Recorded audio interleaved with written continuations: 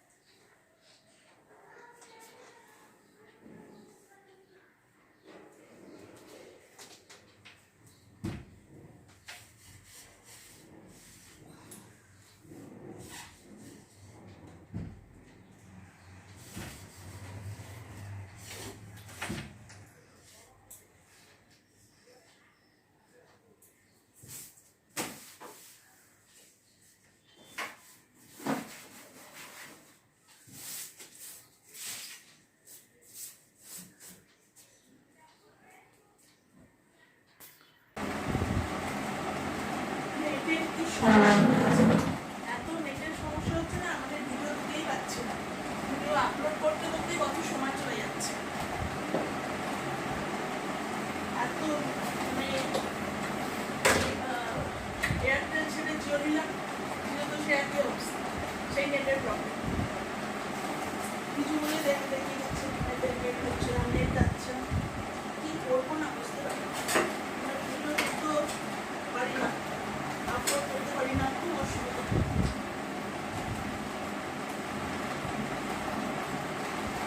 কি করবো বল, তো চলবে না, এগিয়ে নিয়ে যেতে হবে। জীবনটাই তো তাই, সব কিছু এগিয়ে নিয়ে যেতে হবে। এটা থাকলে কিছুই হয় না। এইভাবে শুরু করি।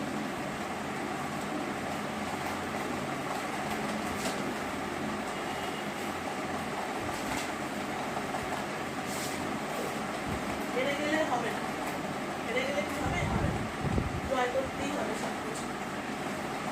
তাই যেভাবেই হোক শুরু করতে হবে, আরো এগিয়ে নিতে হবে। হেরে গেলে কিচ্ছু হয় না। তবে একটু পরিষ্কার করলাম, ওই ঘরে যাই, ওই ঘরটা পরিষ্কার করবো।